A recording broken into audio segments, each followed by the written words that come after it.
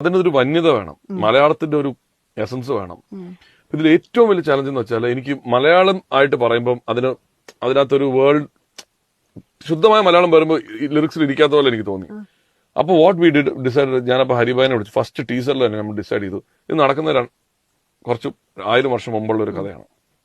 അതിന്റെ കോർ എന്ന് പറയുന്നത് ആ സമയത്തെ ഭാഷ ഉണ്ടെന്ന് നമുക്ക് അറിയത്തില്ലല്ലോ. അപ്പൊ നരിവേട്ട ചെയ്ത സമയത്ത് അവരുടെ ട്രൈബൽ ഈ പണിയ സമുദായത്തിന്റെ ഒക്കെ പാട്ടുകൾ ഞാൻ വർക്ക് ചെയ്തിട്ടുണ്ടായിരുന്നു ഇതിനകത്ത്.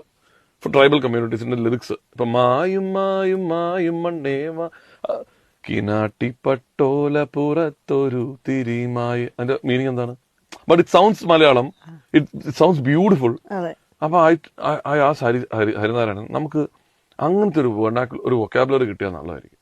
ലൈക്ക് ഇറ്റ് സൗണ്ട്സ് മലയാളം, പക്ഷെ അങ്ങനെ. അപ്പൊ പുള്ളി ഞാനൊരു ട്യൂൺ അയച്ചു കൊടുത്തു. തിരിച്ചു പോയിട്ട് ഈ എക്സിസ്റ്റിംഗ് ട്രൈബൽ വെർണാക്കുലറിൽ നിന്നെല്ലാം കൂടെ കുറെ വേർഡ്സ് എടുത്ത് പുള്ളി ഒരു ഭാഷ ഉണ്ടാക്കി.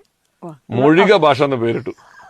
മൊഴിക ഭാഷയിലാണ് ആക്ച്വലി ഇതിന്റെ സൗണ്ട് ട്രാക്കും എല്ലാം പോയിരിക്കുന്നത്. ഇപ്പൊ നിങ്ങൾ കേൾക്കുന്ന മറ്റേ പരിഞ്ചനോയിലെ വാ പുയലിലെ, അതായത് ഒരു കുട്ടിയോട് അമ്മ ചോദിക്കുന്ന ഒരു ഫീലിംഗ് ആണ്. ബട്ട് യു അണ്ടർസ്റ്റാൻഡ്, വാ ഇങ്ങോട്ട് വരാൻ പറയുന്നു, എന്താണ് വിഷമിക്കുന്നത് എന്നുള്ള അർത്ഥങ്ങള്.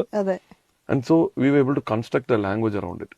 And then I was able to ആ ഫ്ലേവർ മെയിൻറ്റെയിൻ ചെയ്തിട്ട് I was adding western orchestration, സ്ട്രിങ്സും പെർക്കഷൻസും. That feels very western. But the core melodic structure നമ്മൾ ഈ മലയാളം അല്ലെ മൊഴിക മെയിൻറ്റെയിൻ ചെയ്തു. ഇതായിരുന്നു ഇതിന്റെ ഒരു just discovering that was the fascination.